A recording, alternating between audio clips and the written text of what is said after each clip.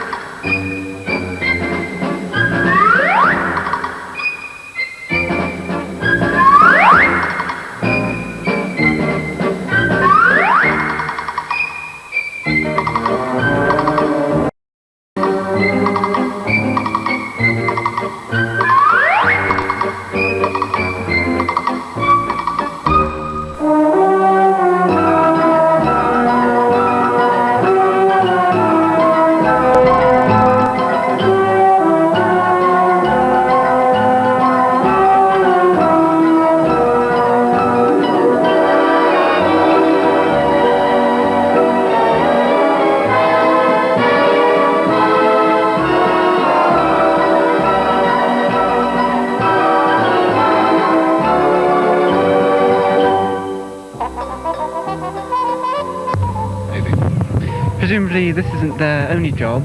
What do they do during the day? Are they a rescue service or? Oh no, indeed, it is for a short period in the year their only job. This particular aircraft and this team spend their entire time, 5 days a week, going round from school to school in their part of the country.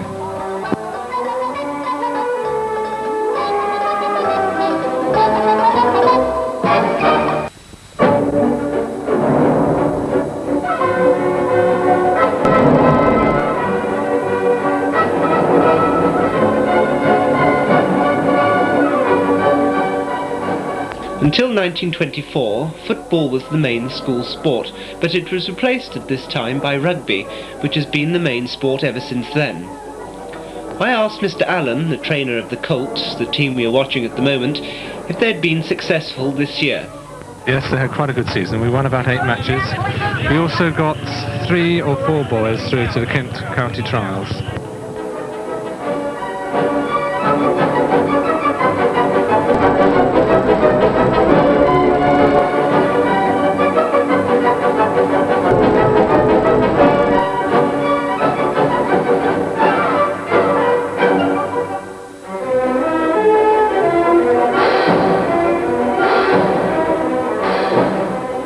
I then asked Mr. Melly, the trainer of the under-14s, the team playing at the moment, how they had fared this season.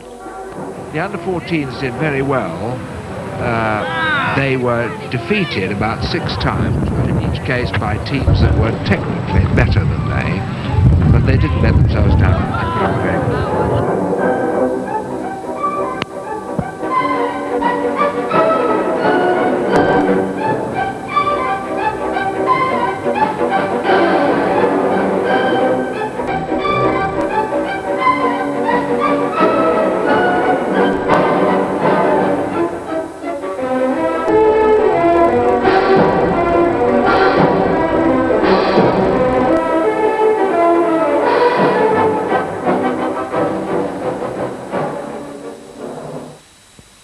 Mr. Newcombe, master of the lower school.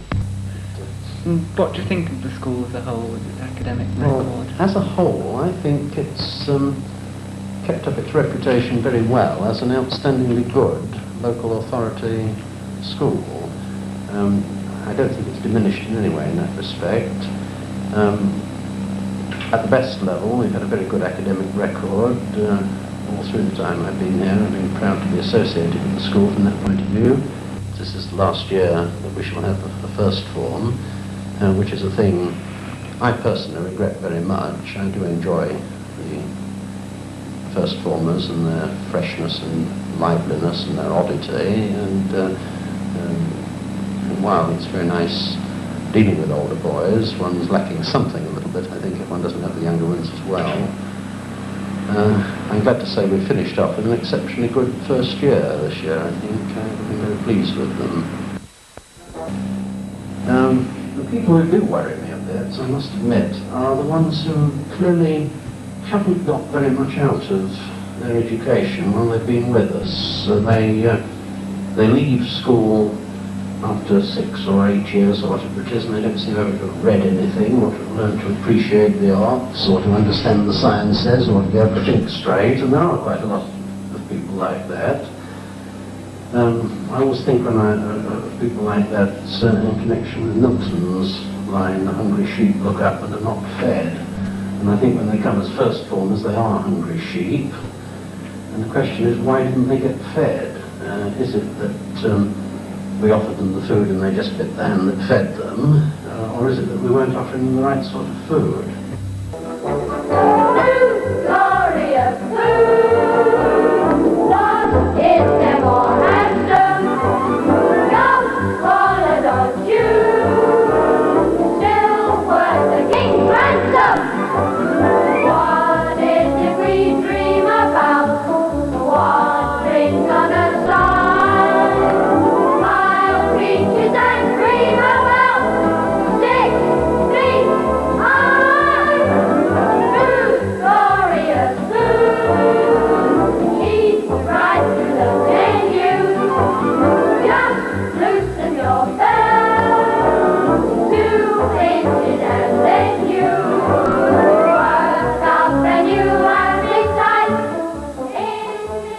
Mr. Good, the school caretaker. And what are the problems that you face looking after a school this Well, the size? biggest problem is cleaning, actually. You know, keeping the place clean. Of course, there's a lot of damage done by certain fools. It won't be mentioned. But windows, all that sort of thing, you know, going on all the time. So you've got a lot to do, and I Well, suppose... there's quite a lot to do. It's so widespread. It's a widespread school. And it's not just during school hours, it's Oh no, before and I'm after. afraid I get a lot of work after school. And on Saturdays. People on Saturdays, Sundays, even once on Christmas Day. Some comments on the school by members of the lower school. I'd like to see changed. School dinners. What's wrong with school dinners? What's right with them? Variety, yeah. It's a canteen. Sort of every week. It's more like meat pie. We should have a menu, two different... Cabbage. Don't you like cabbage? Well, you get too much of it. Too much You cabbage? get too much of it. And What else besides school dinners? What else don't you like? more games options. More games, yes. Like basketball or archery or... You could play during your Games period, yes. games period in the afternoon. Yeah. I see. Because some boys don't like cricket and rugby. What about organisation in the school? Punishments. What do you think of the punishment system? Some of the masters just put you in detention for things that at your primary school wouldn't have been, you know, wouldn't have matches. No. To get something. Yeah, just like getting books to bringing in books and lessons. Things like that. What about the prefects and monitors? Are they too? Some of them are a bit strict and some of them aren't. Yeah. No, they're all right, I think. Generally. Enjoying ourselves anyway. Yeah. So you've been here a year and much better than going home early. I don't think going home early, but less homework definitely. Yes. Especially some masters overdo with the homework. Yes.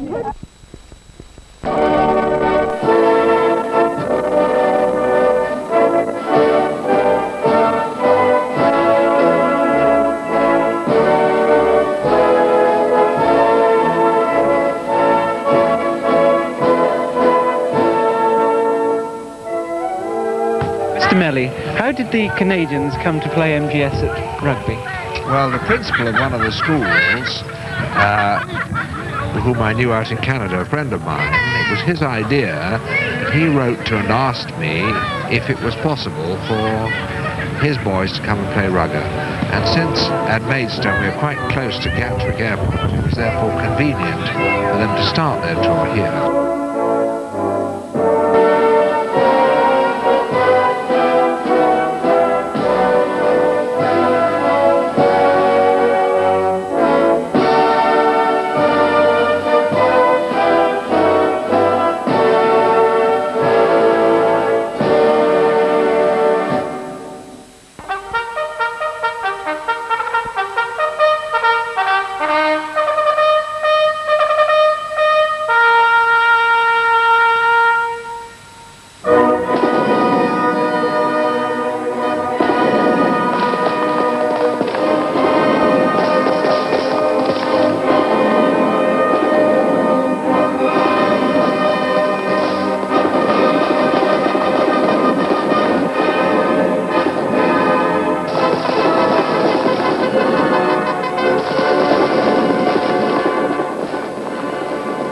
This wasn't the only school they played. They went... No, they also went to Gillingham, but that was arranged with Gillingham's cooperation. He asked for 2 fixtures, if possible, and so I wrote Gillingham to see if they could do it. And I believe they went down to the West Country. They went on from here to the West Country to Cornwall and Devon, and they finished up with a fairly decent record of an equal number of wins and losses.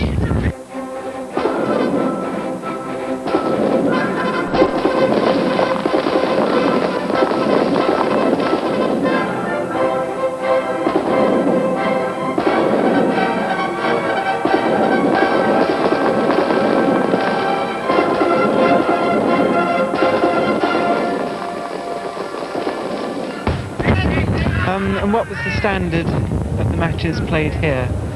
Well, the standard, as far as I remember, in the Canadian standard, was much higher than I expected. I thought that we would win quite easily. In fact, in both matches, the score was very even until the last 10 minutes or so in each game, when we were the fitter teams. They had had much less practice because of bad weather, and it was really a question of fitness. And our teams were put together teams, they weren't... Our teams were put together from Colts under 14s and second 15.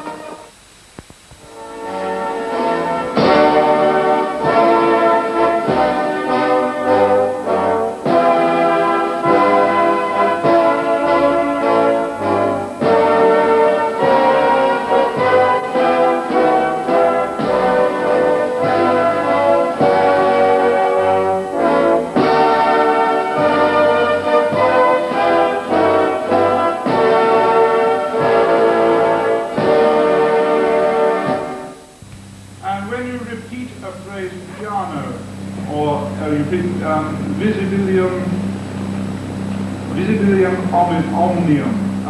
That is a repetition of the music of the previous three bars. When it goes soft, then it gets slack. Start again, please. And these words really must be right.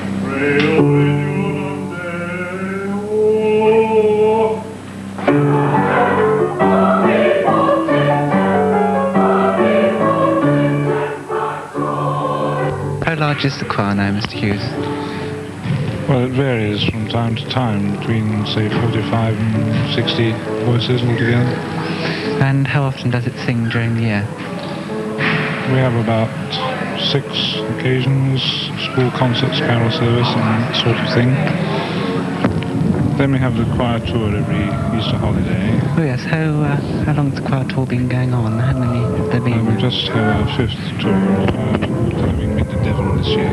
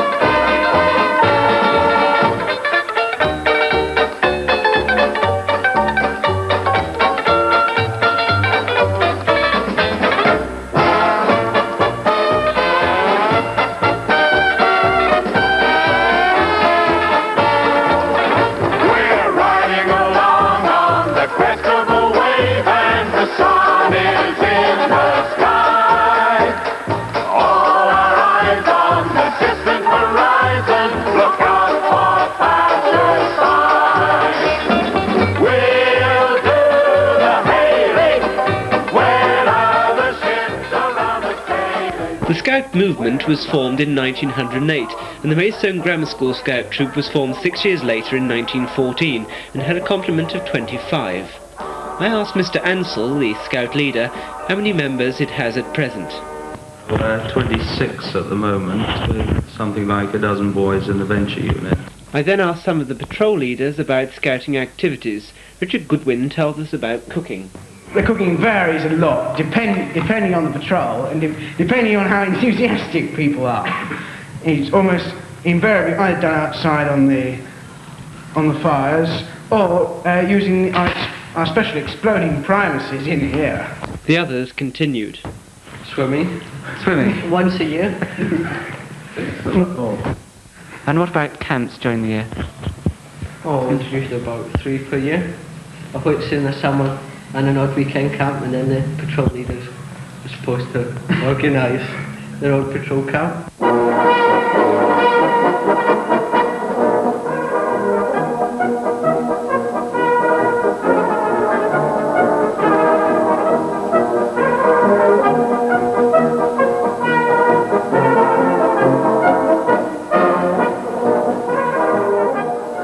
I asked Mr. Morgan about the cross-country this year.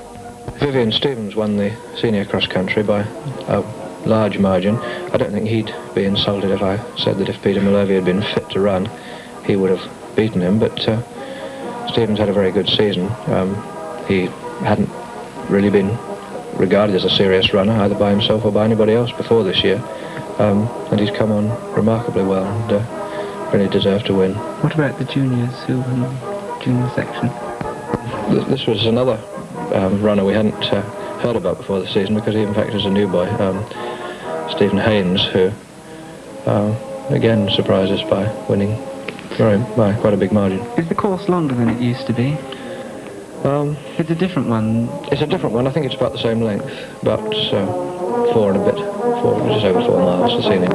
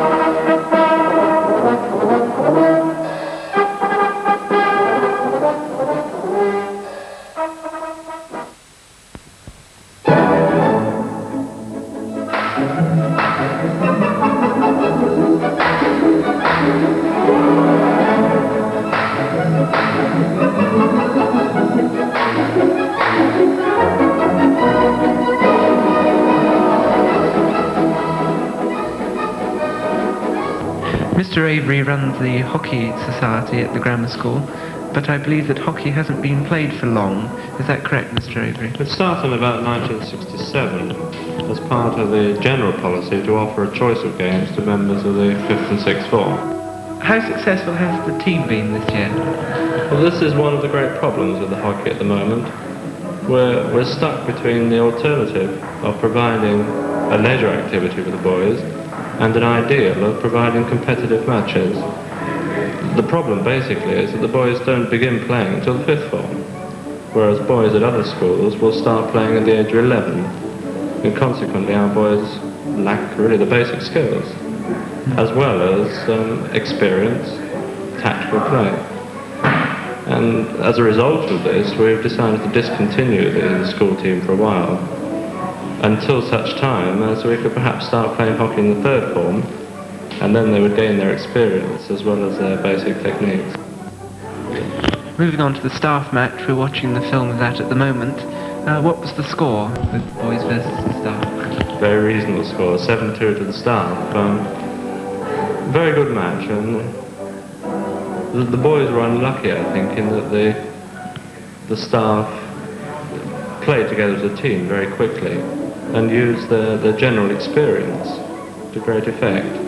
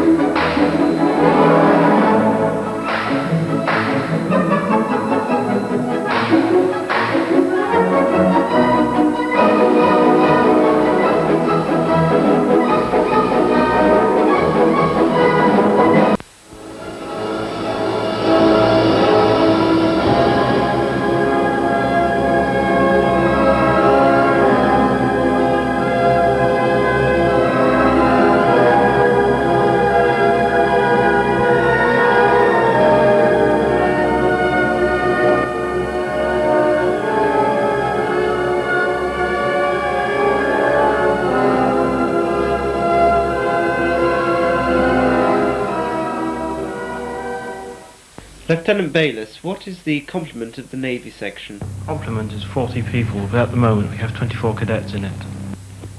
And how many boats has the Navy section got? 2 at the moment, a 27-foot whaler and a 16-foot dinghy, but we have the promise of another dinghy to come. And where are they kept?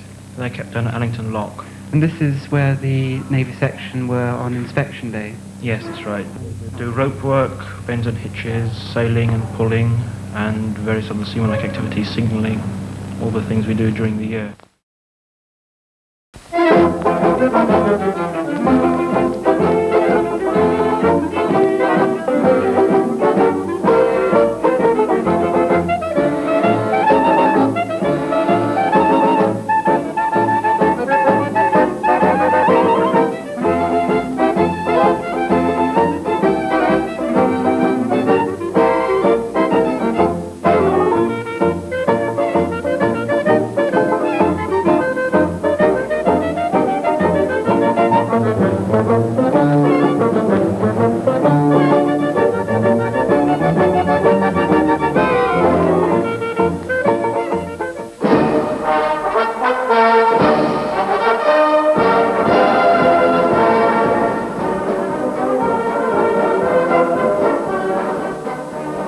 Lieutenant Allen runs the RAF section of the Corps. How large is the section at the moment? At the moment we've got 47 cadets. And what sort of activities does the section do? Well, there are a lot of activities. The basic training consists of orienteering, map reading, camping, weapon training and shooting. A certain amount of drill, not very much, and an emphasis on smartness, of course. But the main attractions are flying and gliding. How many gliders do you have, in fact? Gliders, well, we've got one of our own, a primary glider, which is based at West Malling, but we use the gliders at West Malling and the gliders at Maidstone for our own training. Perhaps while I'm talking about flying, I ought to mention a flying scholarship scheme. Any cadet is able to enter this, and if successful, he receives 28 days of free instruction. When he has finished this 28 days, he has then gone solo, and with a few hours at his own expense, he then gets his private pilot's license.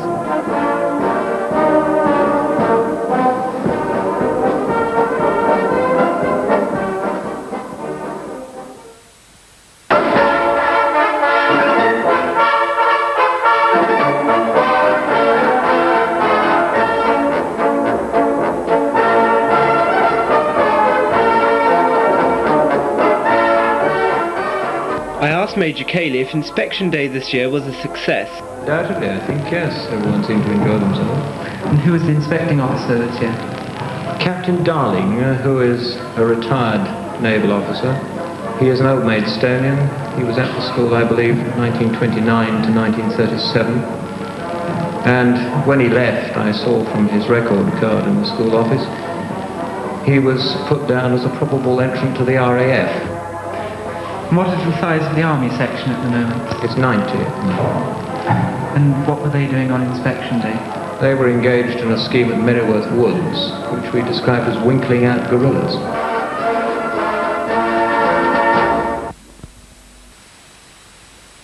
Whilst we look at these shops at the inside of the school, Major Cayley tells us something of the history of the school's CCF, which I understand has been in existence for numerous years now. It was in fact originally formed in 1906 as the Officers' Training Corps, but it's undergone a number of changes of name since then. The first one came in 1942 when it became the Junior Training Corps, and again in 1948 when it became the present CCF. But when I say that, I'm merely talking about the Army side of it, because the Navy didn't come into existence until 1968. And previously the Air Training Corps, as it was then, was formed in 1940, I believe as a result of the loss of young pilots in the Battle of Britain. And that was amalgamated with the Army section to become the CCF, as I said, in 1948. What is the size of the cadet force at the moment? If I say 200, it's an approximate round figure. It's slightly under 200 at the moment.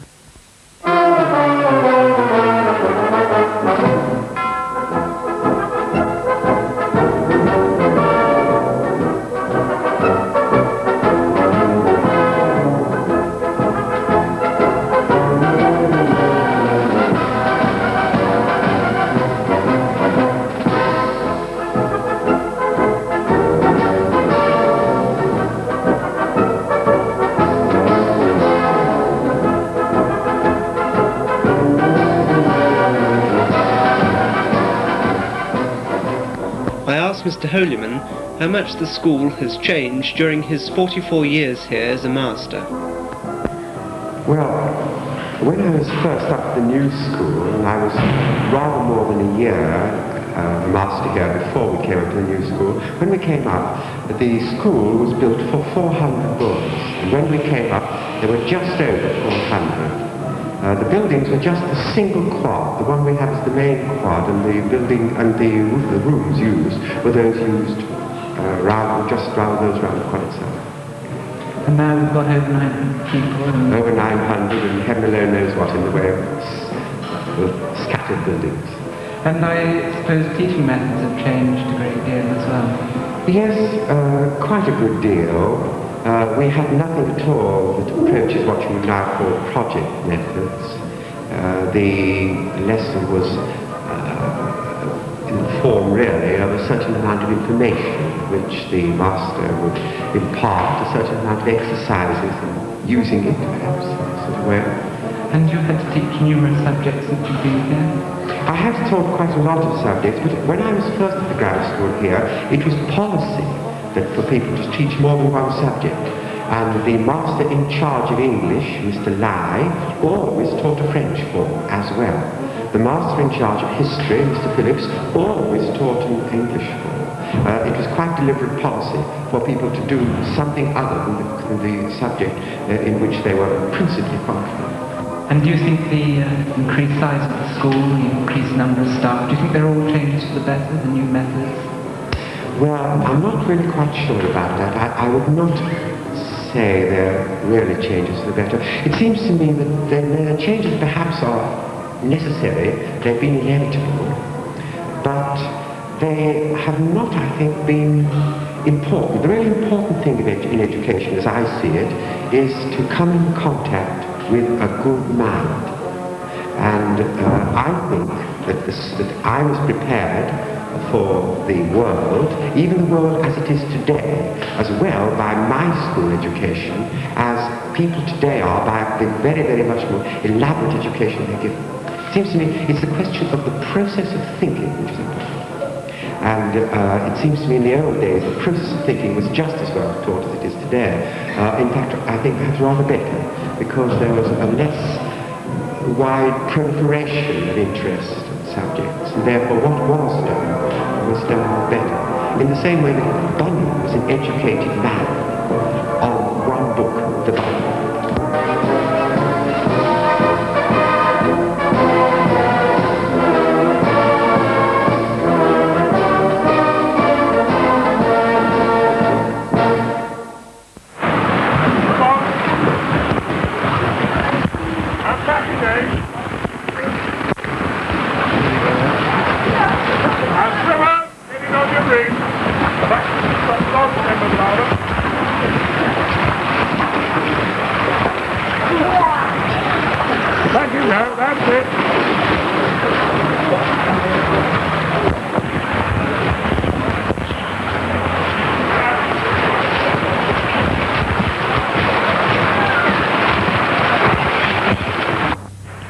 Mr. Stewart looks after the athletics, the sports in the school, and I understand the standard of athletics and sport is very high. Is this right, Mr. Stewart? It is very high, and comparable to other schools of our standing in the county.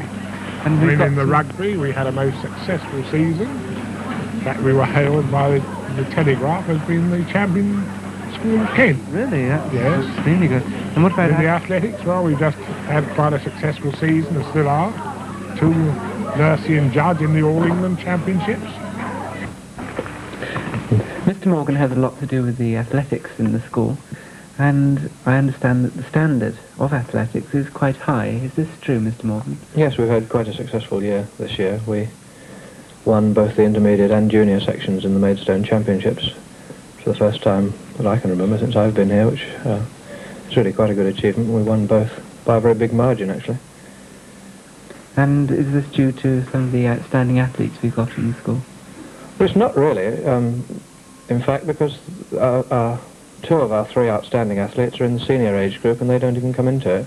So really it's a sign, I think a very encouraging sign of considerable depth in the athletics. What about these 3 athletes we've got in the school? And who are Well, they? there's Peter Malhervey, who I think's been rather unlucky this year not to get to the All England Championships, which are really the sort of final high point of the season, perhaps, for most school athletes. He won the Kent 5,000 metres and was unlucky not to be selected, I think. And then there's Tim Judge, who won the Kent 200 metres and is going to Durham. And, of course, Andrew Nursey, who, despite having a rather disastrous jump at the Kent Championships, has in fact done very well this season, has won Kent 3As, senior and junior, and in fact has jumped 6'3 1/4", which is the highest ever by a school athlete.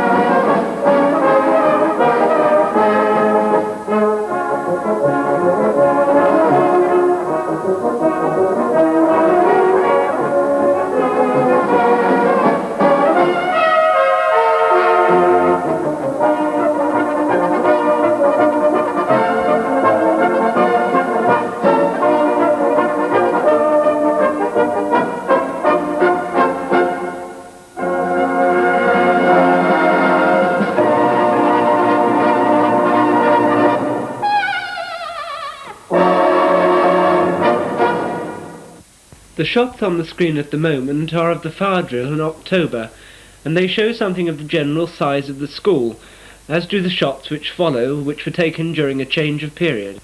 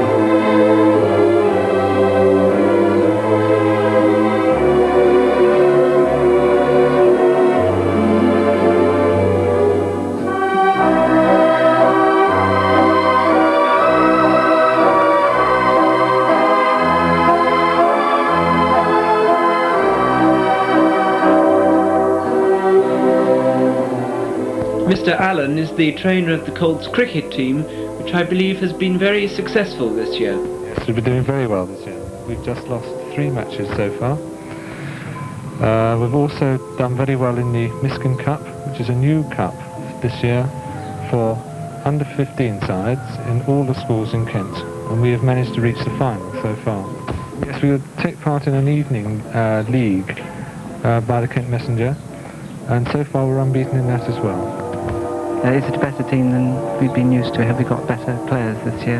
I think we've got a nucleus of some very good players, probably about 5 or 6. I ought to mention that we've got 3 players in the Maidstone Schools side and also 1 in the Kent Schools side. Thank you very much. The Colts met a team from Chislehurst and Sidcup Grammar Schools in the final of the Miskin Cup, and unfortunately lost to them by 1 run.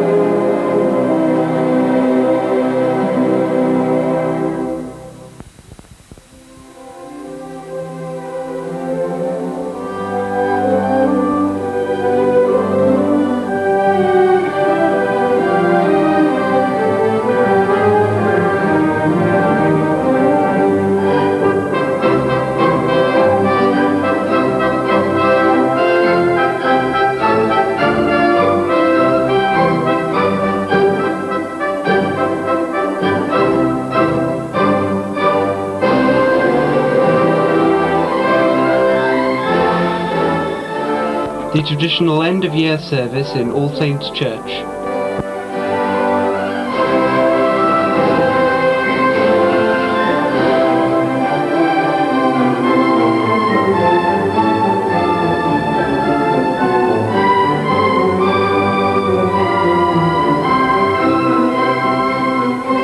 The shots which follow were taken during the exhibition of the school's history held in May. The shots include the school's deed of foundation dated 1560, a Bergmote or Town Council minutes book of the 16th century, a picture of the Corpus Christi Hall and a document relating to it dated 1415, and the library's oldest books, a 3-volume set of Homer's Iliad dated 1715.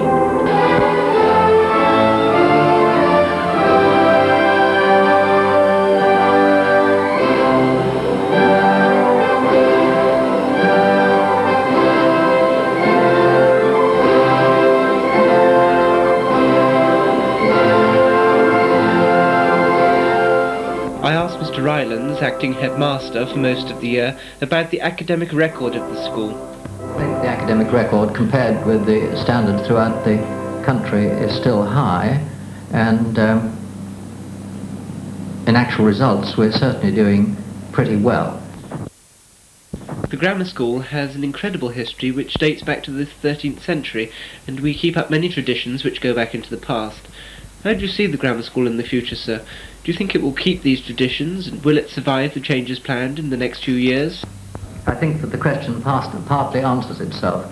Our history has shown that the school can remain a living entity with a continuing tradition, and yet adapt itself to the changing needs, requirements, and attitudes to education of successive centuries.